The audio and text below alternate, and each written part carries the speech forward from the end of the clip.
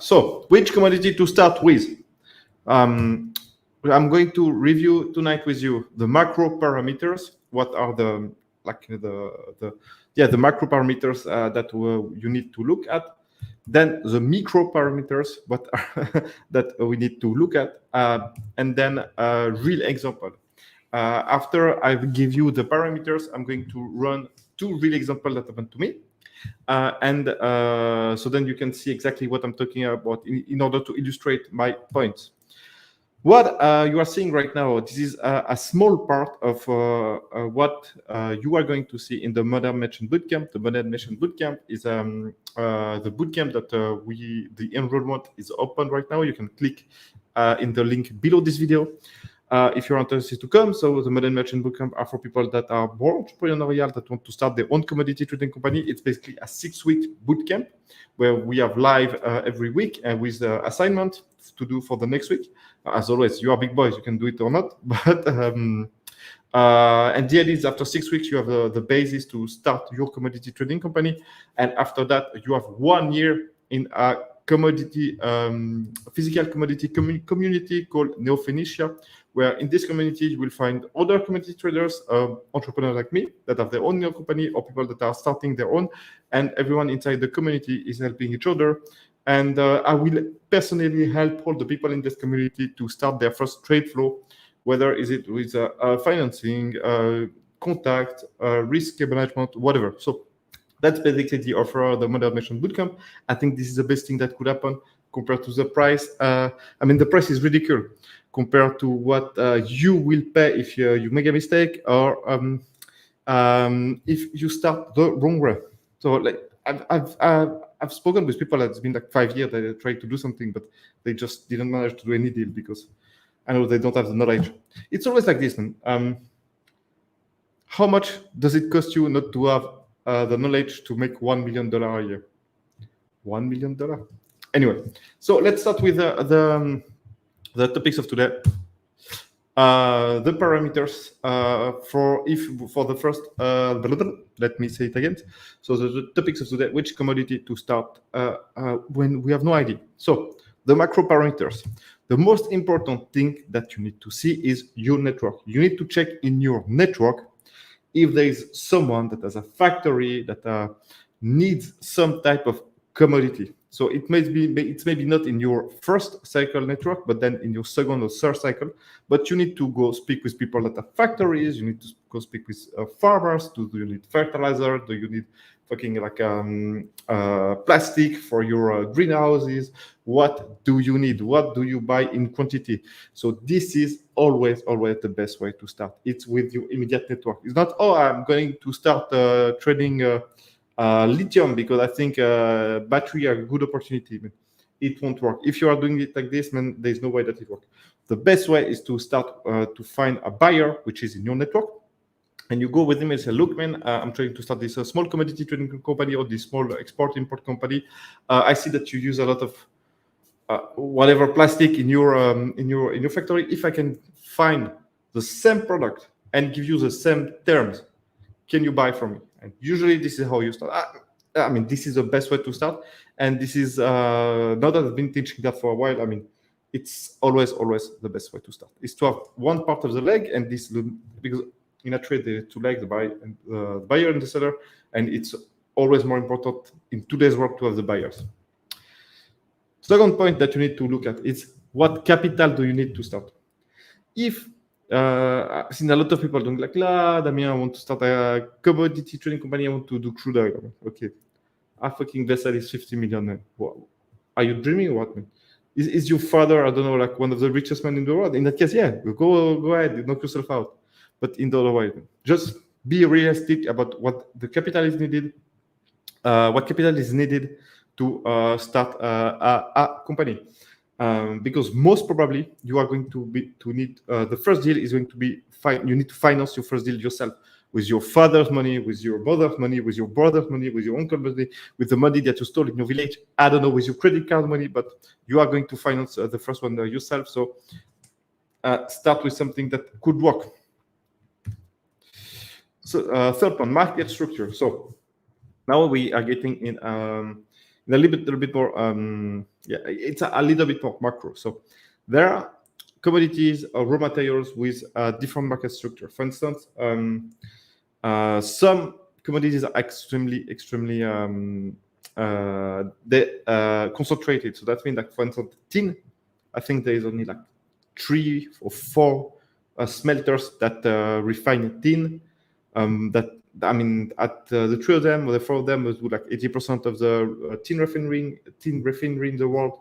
So this is a extremely concentrated market, and those markets are more difficult to press, because usually those oligopoly, there's like the margin is basically capped for everyone in the trade.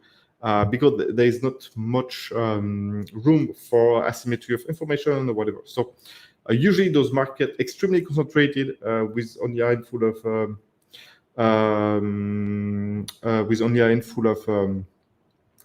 buyers or seller, whatever it is.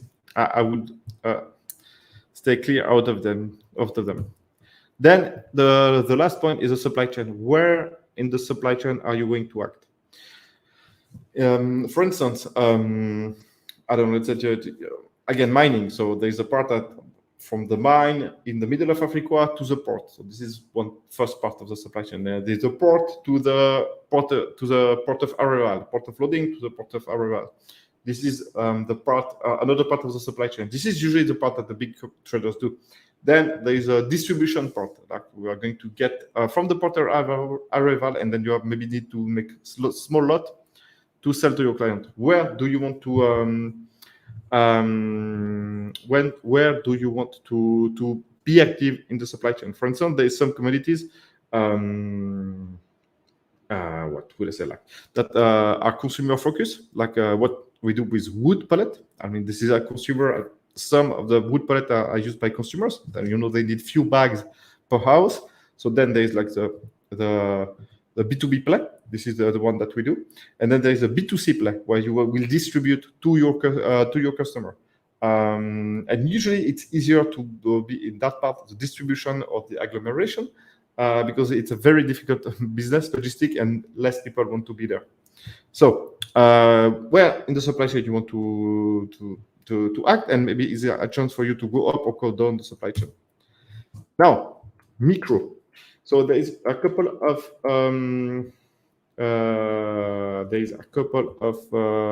other things that I want to say as micro parameters. I'm just stuttering because I don't know how to speak. No, also because I'm looking at your question. I will maybe take your question right after this. Just before my example. So micro. The first thing that you need to see is like the cash cycle. How long does it take for your cash, your money? How long is your cash out in the wild?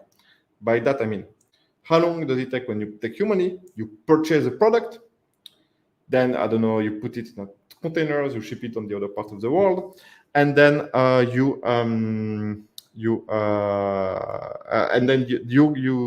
allow, I don't know, your client to get like 20 days to pay, and then you get your money back. So let's say that the shipment is 30 days, then your client has 20 days to pay. This is 50 days that your cash is out of your pocket. So this is a cash cycle. So this is one important point. Obviously, the faster the cash cycle, the better, because each time you can reuse it.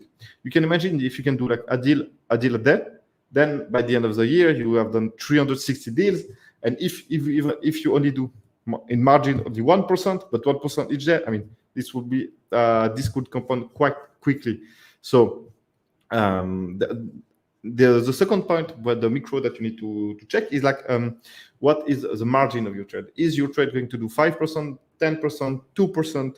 Again, if you have a 2% margin with low risk, and that takes only a week or a few days to the cash cycle is only a few days there, why not? I mean, this could be a good idea to go ahead with that.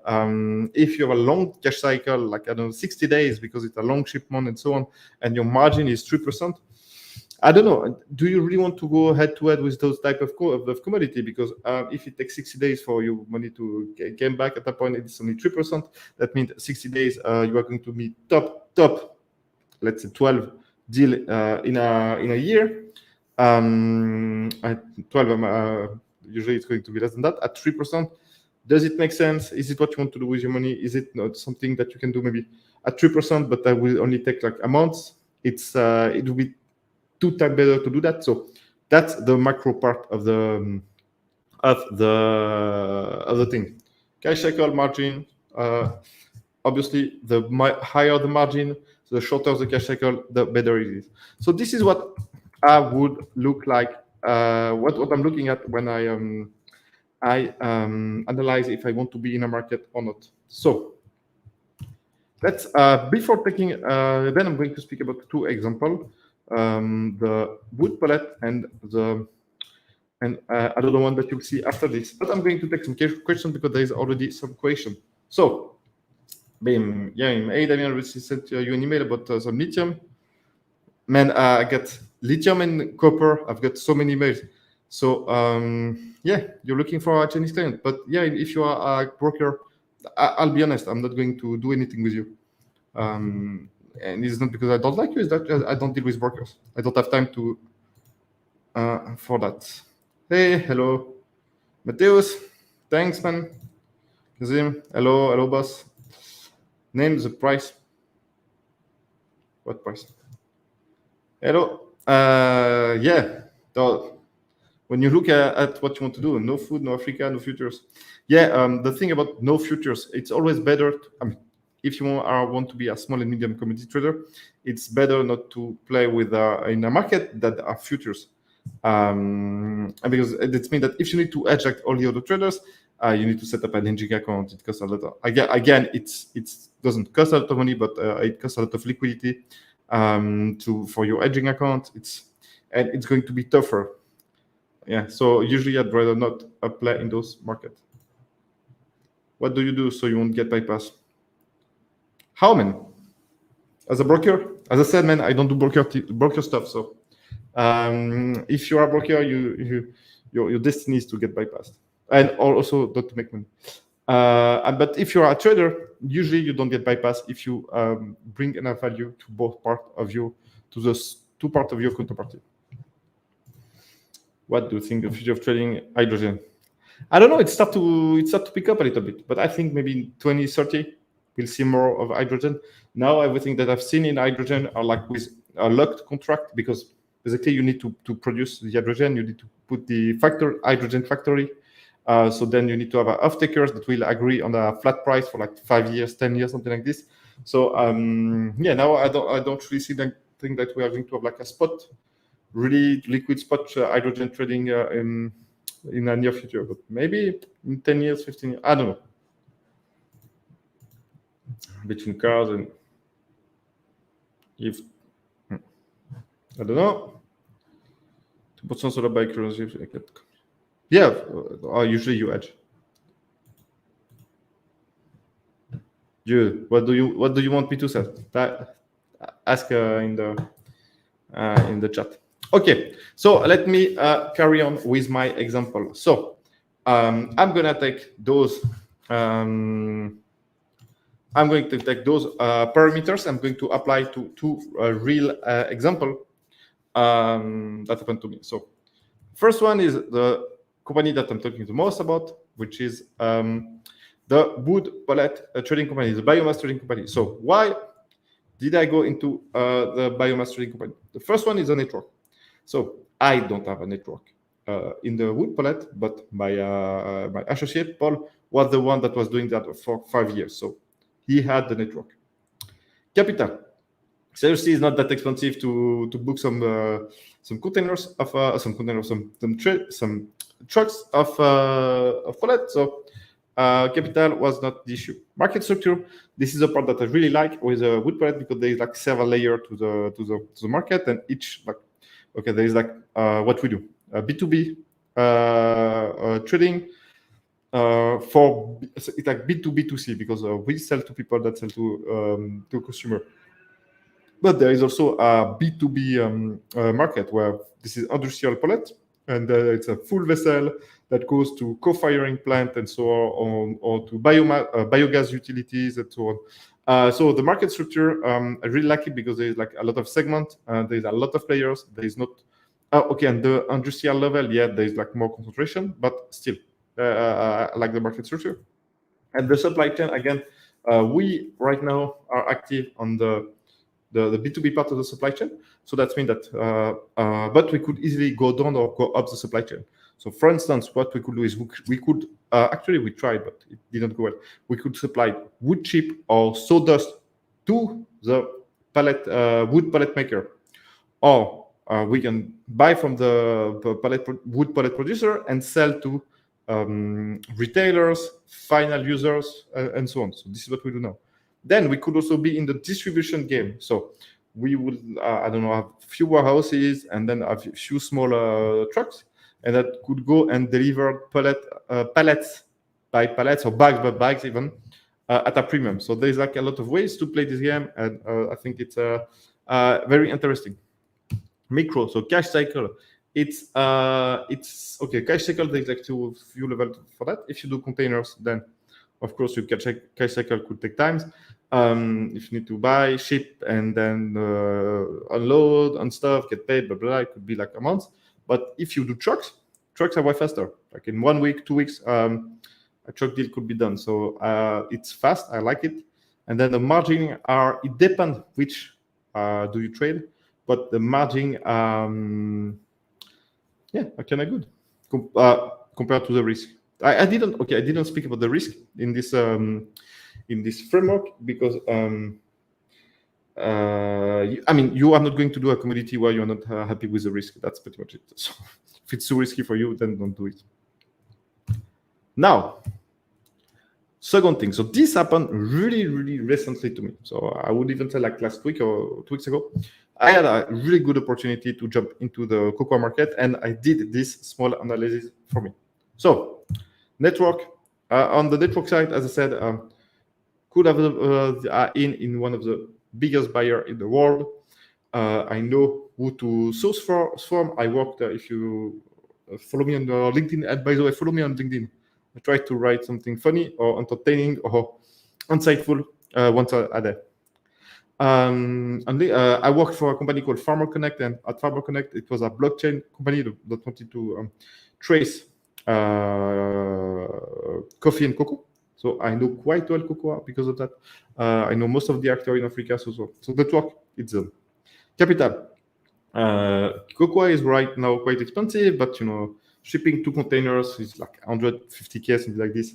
It's not millions. I can make that work. Market structure. So this is the issue with cocoa. Is like you have like 3 main grinders, cocoa grinders: Barry-Callebaut, Cargill, and Olam. I think it's Olam. And I think the 3 of them, they grind 80% of the cocoa in the world. So it's extremely concentrated. So it's tough. Supply chain, here there's like few ways to play the supply chain. But so you can buy from the cooperative and then agglomerate at the port. You can buy from few farmers and then agglomerate again at the port, then ship to the grinders and so on. So, but the problem is that I'm not going to do this. I'm not going to do the agglomeration part in Africa. I mean, there's a lot of people that do that. It's a cash business. It's not something that I want to do. And then basically the cocoa bean needs to go to a grinder. So there's nothing to know. Then the supply chain stop because the chocolate makers, they use cocoa butter, they use cocoa liquor, they use cocoa powder, which is what the grinders do. So maybe on this part of the supply chain there's something to do, but again, 3 main players that produce most of them. So not interesting. Cash cycle. So this is the part that I really don't like. For me, is that I like my cash to work faster. Here, if I need to buy FOB and then sell and then get paid at the arrival, I'm thinking like, I don't know, 30, 40 days. Yeah. So this is. I'd rather to have something that goes faster. So maybe if I can get better payment term, it could go faster. But at the end of the day, to start your business the first year, you cannot really ask for better payment term. So it's a slow. And then the margin, the cocoa, the margin are there. Seriously, from what I've seen, I mean, as every big commodity that are futures, it's not I mean, you are not making 10% margin. Maybe some people, without speculating, maybe some people do. I don't know, but I don't think so. It's more like 4, I guess. But it's that's still okay. Usually, I prefer to work with at least 5% margin. But here it would be like, yeah, 4, 5. Yeah. So that's so this is why after this small analysis, I was like, look, I'm not going to spend time, money, and brain power on this cocoa business, even though I think I could make something that will work. Yeah. So question and hopefully answer from my part. Bam, bam, bam, bam, bam. Let me remove this. Bam. Where are we? Tell me how to contact you. I mean, if you have a question again, ask it here. And if you don't find how to contact me, then it's on you, man. Not really difficult to contact. Is BRICS changing anything? No, it's nothing. I mean, okay, yes and no. I think what will happen in the future, if there is like more and more tension, the big commodity trading firm, and the government are going to say to Trafigura, Vitol, Cargill, and so on, look, guys, you need to choose.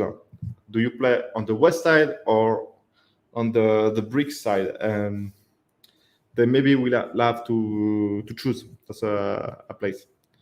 But so that would really, yeah, maybe that we'll have to sell a lot of assets and so on. But in BRICS, I don't know. Don't think it changes anything. And seriously, BRICS is like Brazil, Russia, India, China, South Africa. Do you really think that those countries can agree on something? What's the margin estimated when you were importing per single? Yeah, it's like 8, 10, something like this. But the idea was, no, but we also did the distribution, so I think it was even more than that. But with the distribution, it gives a lot of, I mean, it increases a lot of margin. But I think selling just cooking oil or something to Africa, like from Malaysia or Indonesia, it's tough, man. There is not a lot of margin. Where is better to live as a commodity? To Dubai, Switzerland? It does not. It doesn't. Yeah, so it does not matter. Where you want to, where you have to. I mean, if you will work for a company, then you have to live where they have their office. Yeah. So I don't know, man, but I think Dubai is booming, really. So if there's something like, I've seen a lot of traders leaving Switzerland, leaving London, going to Dubai because in Dubai you can deal with Russia. That's the only reason. And the bank there, they are also a little bit less a pain in the ass for small commodity traders. Everyone is broker there.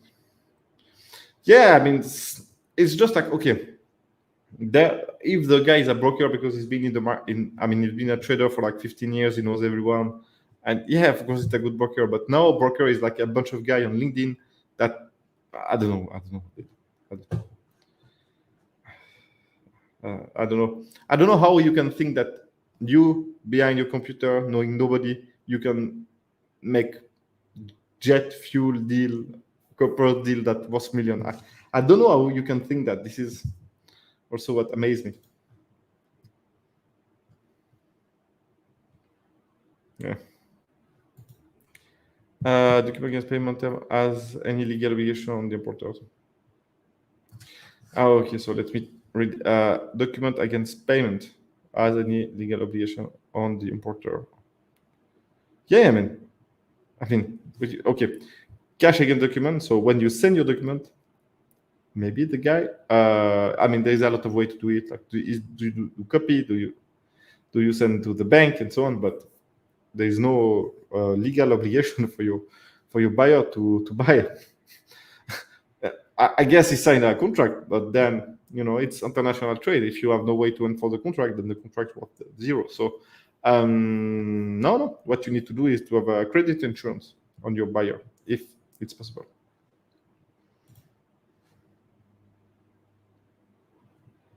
Yeah, I think it's the same. I mean, I don't know the coffee world well enough. There is a lot of players like in every commodity, but I think it's completely doable. Yeah. Hello, if possible, please how I can get a back-to-back LC for gathering deal I am in. The deal is yeah, of course, Raymond, but it's not going to work, Raymond. But because how are you going to get the back-to-back LC? How are you going to get back-to-back? You are not going to get back-to-back LC. It's almost impossible to get back-to-back LC. Okay, so the few banks that do that, but this is banks that do it for a legitimate business that have been working with them for years and years and years. So that's the only way. Oh, what you can do is if you want a back-to-back LC, is you need to put the money of the deal in your bank account, and then your bank will do the back-to-back LC. So if this is a $10 million deal, you need to put 10 million in your account, and then the bank will gladly make the back-to-back LC. But no, this world where you, Raymond, Marquis, this world where traders could do back-to-back LC without having equity, without having anything, this world is over. But I'm sorry to say. But and if it's not, and you made 1.4 million, and dude, then send me a guide just to punch me in the face to say how wrong I am. You would have the money if you do that.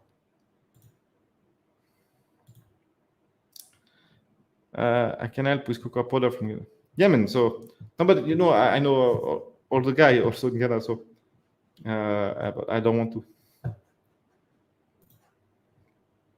And so to start, actually, you just need enough finance to purchase the first, a cargo of whatever you want to do.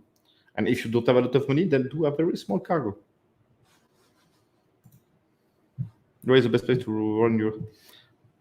Man, there's no best place. So I think the best place is to do when you start.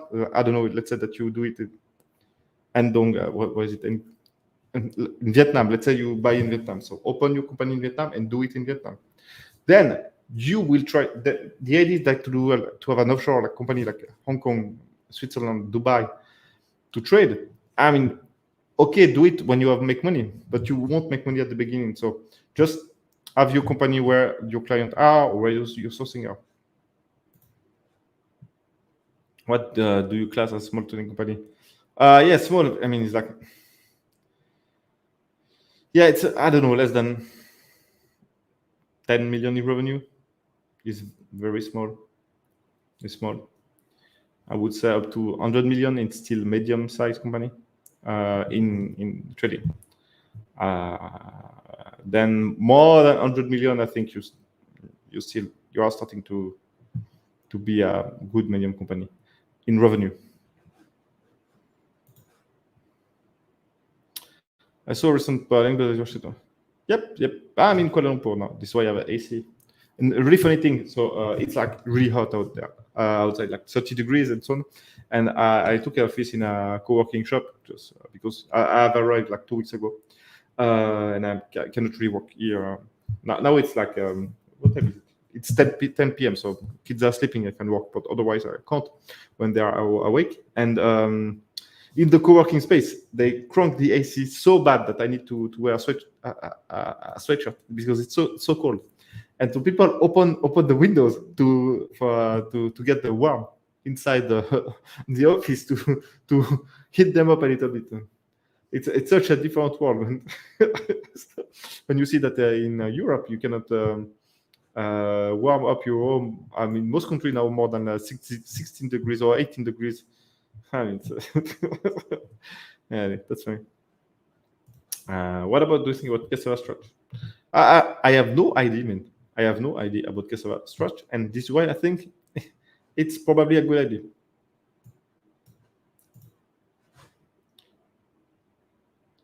If you are going to start from zero, would you trade, say, one container and build? Yeah, sure. But and actually, this is what we are doing right now with the other company that I'm starting. Yeah, we start extremely small. But yeah, man, it's going to take time, 1 year, 2 years, 3 years, and so on. But then you will build up your knowledge, you will build up your network, you will build up everything, you will build up your balance sheet for your company, and so then it's going to make more sense it's going to be easier to go to see financier to get money and so on. So yeah, of course. But this is why if you want to live off your company and you live in an expensive city, I don't think it's possible unless you have a lot of fun. I pardon you.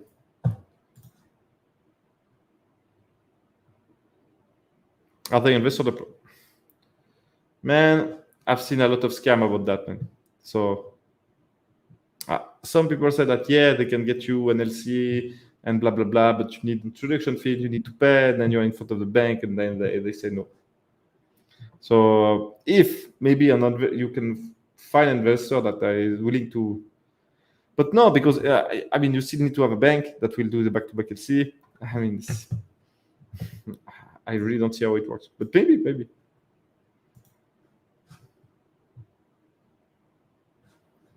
Yo, and by the way, if I were going to start from zero, what I would do is I will click in the link below this video and I will join the Modern Merchant Bootcamp. This is the second session of the Modern Merchant Bootcamp. This is why I teach a group of people at the bootcamp how to start from zero. This is 6-week intensive where we have like one live a week. I mean, you can come on the live or not, or you can rewatch the recording. I give assignment for each week. And then after 6 weeks, you have like a strong basis. And then there's 1 year in the community where I will keep help you to make sure that your dream comes true. So, and by helping you is like fucking real help, man. It's like making sure that your deal goes, man. Like, so yeah. It's a 6-week bootcamp, but then it's a year. So this is what I would do.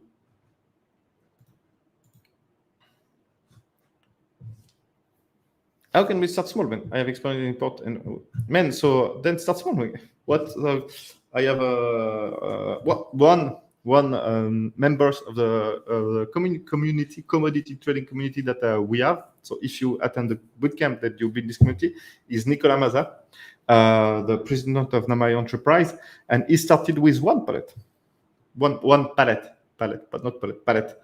I think he did like he traded protein, dairy protein, and one pallet that he shipped, then 2 pallets, then so on. So start with the smallest possible thing, man. And for people that are a bit young, man, you can really hustle quite easily, man. You can go to see scrapyard, ask how much costs the thing, then ship it. I mean, there's a lot of things to do. Thanks, so you're welcome. I hope I wasn't too hard. What about trading something like really obscure, like North Sea lobster? Yeah, sure. I'm sure it works a lot. And I think this lobster thing, they even have like a special containers, like that big aquarium containers for those lobsters. So there must be something there. Man, I had that made me think. I had an interview one in my life with a guy. I don't remember the company, but I think it was a Canadian guy that had a huge seafood import-export business in Thailand. So it seems like he did well. Huh? So you're in two companies. Yeah. So yeah, exactly. So how do I do that? Is like I have partners. The Global Energy. So Paul is running most of it. I mean, he's doing the sales and so on. And now most of the sales and so on. I'm more doing the finance and big project. Or when there's a big client, then of course I come. But he runs the show. The second with Adriano, he is the CEO. So and so Saka is me, but I'm going to see to have someone to run it, because now it's starting to take too much of my time. So I will just come and do the clone and stuff like this for Saka, and put also the curriculum together. But no, and YouTube. Yeah, and YouTube I have an editor and so on. So yeah, I have a team everywhere. So but I don't think it's a sound business model, honestly. It's just because I really like it doing stuff like this. But I think if I would make way more money if I would focus only on one thing. have you come across deals where the supplier account where the buyer's fund must be transferred? I need to read it again. Maybe I'm too stupid. I can't understand. Have you come across deals where the supplier, the term account where the buyer fund must be transferred and blocked as part of the procedure? You mean the escrow account? Is it what you mean, man? Then you can use the LC. I'm not sure to understand what you mean. But if this is like an escrow account or something like that, we had last year we had like an escrow account in Zambia in a bank in Zambia. It took us like a year to lift the escrow. Just as what commodity? Man, Nigeria, you are well positioned. And there's a lot of commodity to start trading in Nigeria. A lot, everything from cashew nut, cocoa, lithium, tin, everything. I would do everything. Nigeria, there's a lot. But again, I would start with something in your network that you can do easily. Usually, how much revenue or trades until a bank fund wants to finance that trading company? Okay, it's a lot. So now, trade finance, the big bank, they are going to ask you to have in equity at least 50 million in equity if you want to be a client on their trade finance desk. So that means you need to be a huge company because 50 million in equity is a lot. But there's some banks that would be okay with less in equity, maybe 1 million, 5 million, maybe something like this. But I'm speaking about trade finance. Then a local bank can give you a credit line to do whatever you need. I think now with Gromba Energy, we already have like some how do we say it? When the guy pays you some discount capabilities with our bank, and I think in 6 months, a year, we will have also few credit lines with our local banks, Romanian local banks. So, how to set up the distribution in Europe to import commodities from elsewhere? Dude, you rent our house, you call your forwarder, you say, hey, I want to put this in my warehouse, how much it costs. Then you find transport company to distribute where, and then you ask a price, and you do that, man. It's not rocket science, man. Is it possible to trade from anywhere in the world and keep it as a one? Yeah. I even did a business YouTube video about that, man. A few people that are one solopreneur or one person business and that do like more than 1 billion. Maybe not. Yeah, I think. Yeah, actually, on between 500 and 1 million in their pocket, and they work alone. So, but few things. It took them like years to get there. It's not like newcomers that do that.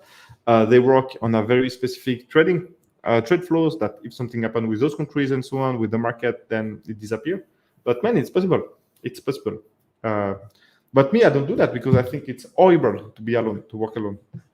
I prefer to have like people and that need to handle people and all their problem and so on, that being alone. A while back, I did some small time scrap metal sorting. Dude, man, we should talk. But it was a lot of physical work and not very profitable. Yet I see a lot of traders in this market. Well, are you sort of scrap? I think scrap trading is the best, man. This is what I want to do more and more and more. I love scrap trading. I love it. And yeah, man, it's a lot of work. But I don't know which scrap you trade, but I think this is one of the I mean, there is a lot of small scrapyard, junkyard, of things like this. You need to know the quality, and so there's still a lot of knowledge that goes into this. This is why I like the scrap trading business. Which commodity trading firm did you work for? Why did you leave? What was good and what wasn't? I work for Total Energies at the very beginning. It was called Total Trading. At the beginning of my career, I left because that was shit. It was back then, but it was a long time ago, like 20 years ago. Maybe. No, not 20. How old am I? Anyway, so it was different now. Now I think it's great to work there when you are young. Then I worked for a company called Get Trade. I stayed there like 6 years. I left because it was a family-owned business. That after 6 years, I was not going to be a part of the family, so I left. I left for a company of the group, a company for the group Monaco Resource Group, a company based in Monaco. I stayed there like less than a year because it went really bad. Then this is at the time where I think my wife was pregnant, and I was like, look, I don't want to be a trader anymore. I don't want to spend my time in playing or because you can see your futures. All the other traders that were 40 years old, 50 years old, they were like all divorced, most of them divorced, overweight. Don't see their kid because you spend too much time traveling. So I was like, look, I don't want to do that. So I was switching to tech. I worked for a few different tech startups, but it was already linked to commodity trading. And then the last, but I started like, and I always had like also a few trading companies on the side, but small one just for me that I open, close. But retrospectively, this is fucking stupid. I should have kept them open to strengthen the balance sheet and so on. So this is also why I want to do the Modern Merchant Bootcamp, to teach you all of you guys, so you don't have to do the same fucking stupidity that I did. Because again, like knowledge, this is what the problem that you have between your goal and you where you are now and where you want to go is you don't know. You just don't fucking know. Anyway, this then with the last startup, I said like fuck it, startup, let's trade again. This is what this is what I know how to do the best, and that's pretty much it. So I was offered a sugar, but what do you offer me? I don't want to be an asshole, but what is offered, man? What is offered? Is like someone on LinkedIn that offered you, or this is the factory? Because we don't offer deals, Is your money? Well, no, I don't make money with the wood pallet. I know. The company is profitable, and so on, and the team, everyone get a salary and so on, and the company makes money. But I'm not really taking money out of this business to live because I want it to grow. Where are you now? In Kuala Lumpur, Malaysia. Damien, please. Hey man, how are you doing?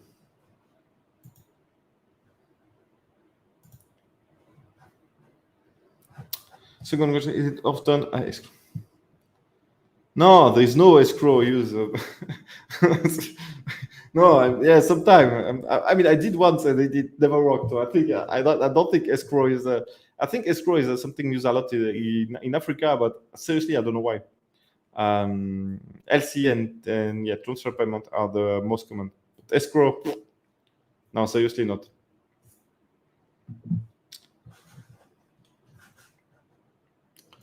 Okay, guys, this is the part where if you have like any other question, I will say again, I guess 10 minutes or something like this. Just shoot. Again, hopefully I don't see with my software, but the link below the Modern Commodity Bootcamp. If you want me to help you start your own commodity trading firm, join. Last session we had like 14, 13 people and so on. And I think the return was pretty good. I think we have like 2 guys that did their, I think 2 of them did their first deal. So this is good, man. Because I thought it would take at least 6 months, a year to do so. But so come join us. And if you have any question about it, just ask me. Other question. So LinkedIn offering 1 million. 1 million for crude oil is very low. It's usually more. But of course, there are scam or people that don't know that someone is using them as scam. Yes, of course, all of them. Why would a multi-billion dollars company use fucking guy have an offer that end up on LinkedIn? Seriously. When you deal with okay, let's say that I don't know, you want to buy crude oil from BP, Shell, whatever. You go there, you need to have like a proper vetting due diligence. They are going to ask you who you are, what is your company, what is the balance sheet of your company, blah blah blah blah. There's going to be a huge just due diligence just for you to buy from them. So why would an offer goes like that?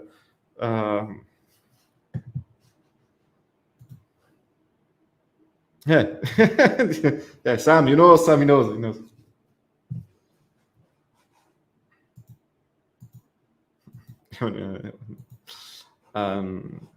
If you wanted to do subcommittee, what to make ask a more specific question? No.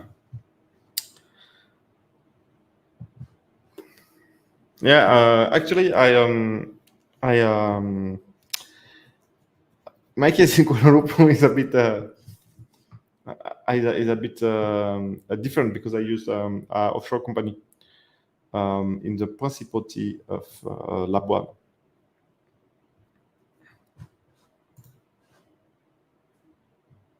Yeah. So yeah, Sam is there. He worked for one of the majors, and is a former Saka student also. So yeah, so there's no offer like that. I mean, so when you talk about multi-million dollar deals, I mean, $1 million deals, those deals doesn't go on the internet like that, and someone will send you money, whatever. I mean, there is like a vetting process. People need to know where the product is going to go, who is paying, whoever is paying. It's not like that. Yep. I mean, okay, so realistically speaking, there's like few small traders that can be like lighter on the vetting side, but still, man, it's not like that.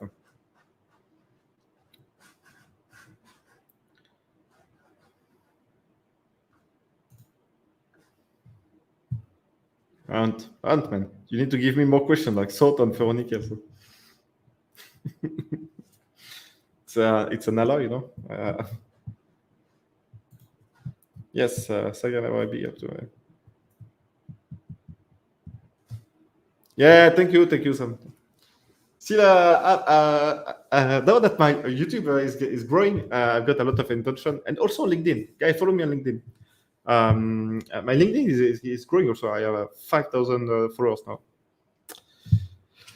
But I get a lot of hate now from people that just think, yeah, I don't know, cross-seller scammers. That's funny.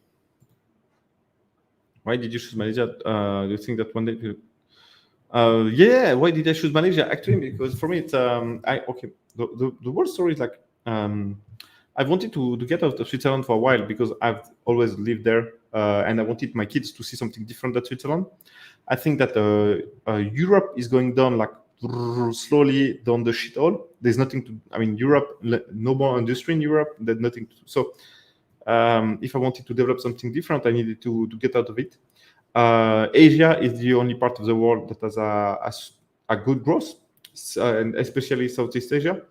And in all the countries in Southeast Asia, Malaysia, this is the country that you can be a foreigner and own like an apartment. This is not the case in Thailand or Vietnam. You need to have like 50% national ownership.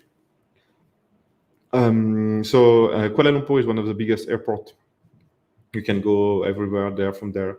So that's that's one reason. And I'm in Malaysia. I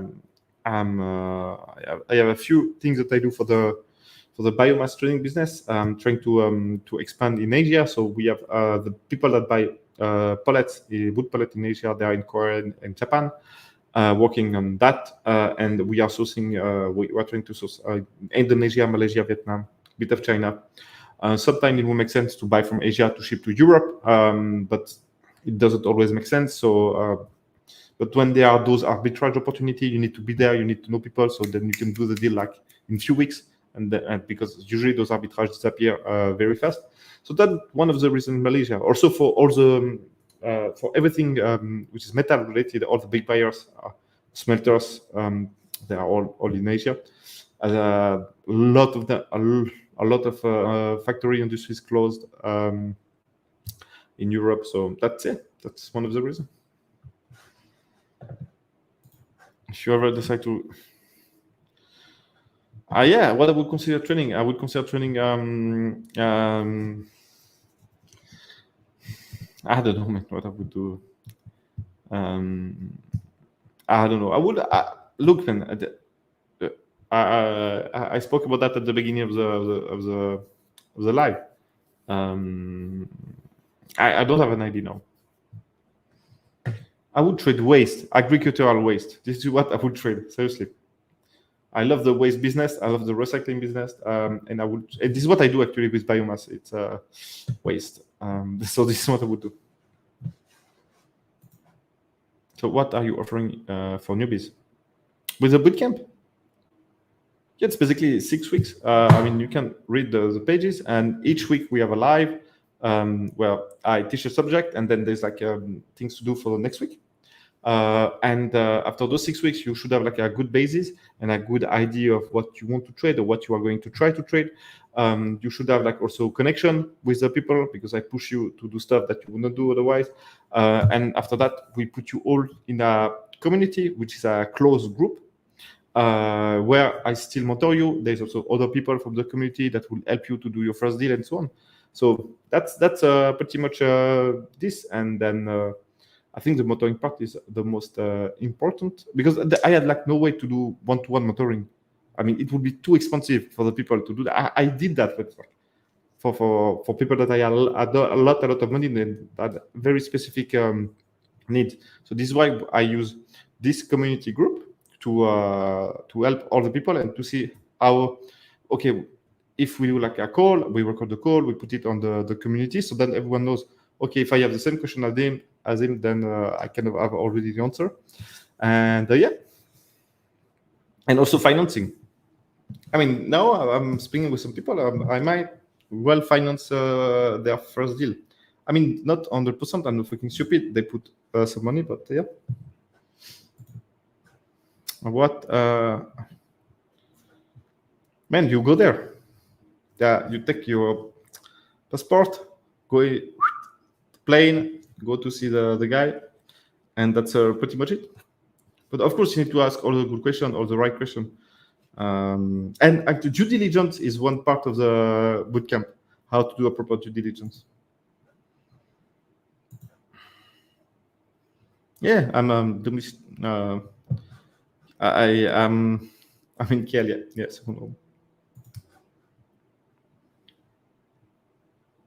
Yeah, I mean, why not? I mean, but I mean, the legal shit. I mean, entity where you want to trade, what you want to do, is a like question for after. Man.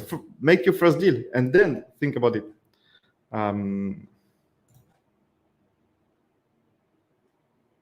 To get in, to get a job. Yeah, I would say that after 30 years old, it's way more difficult.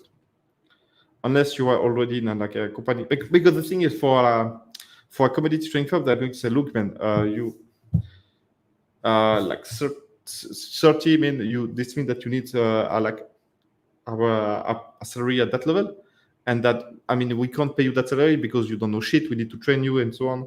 So they rather take a kid, 25-year-old kid or 26-year-old kid, and teach them from ground up.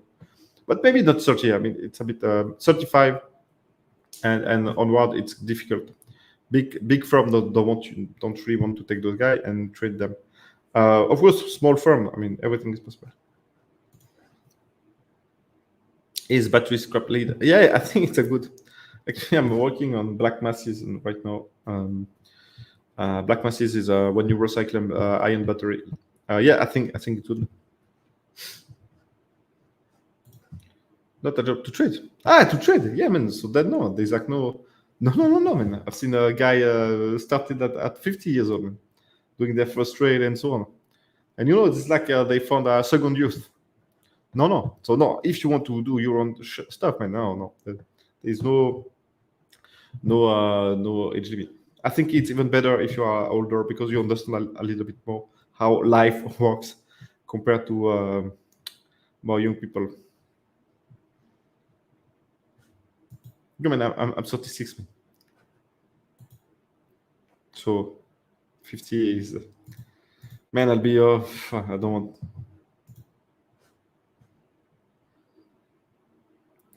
To physical content, what's the best strategy to move to a documented? Man, what the best strategy is like to move inside your own company if you are in a big trading company. And otherwise, what I would do is that I would network with those guys, show that you are very nice and so on, and try to get your fit as a how do we say, like support on the trading desk.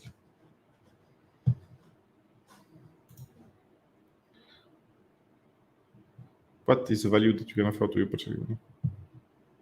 Man, so okay, so this is not really the thing. So you don't really have like nothing different. So this is why you need to rely on your relationship that you are going to build and so on.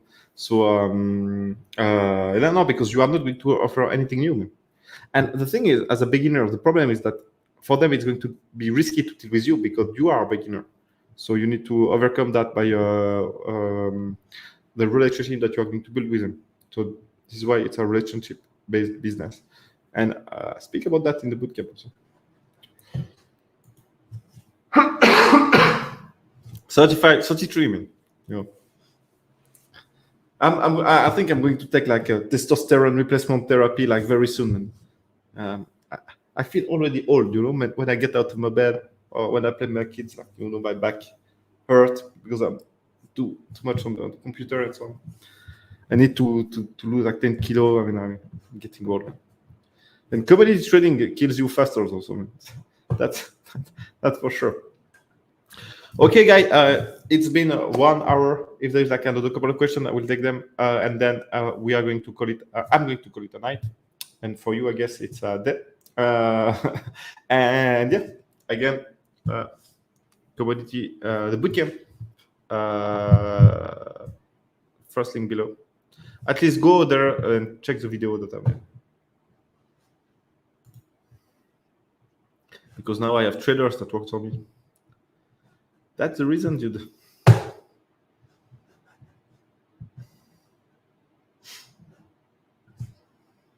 So ciao, guys. Wish you all a nice day. And I will try to make another live like this in 1 month or something like this. And if you have an idea about what would be the topics, just answer my email. When you download the brochure on Shipping Commodity Academy, you get my email. Ciao, ciao.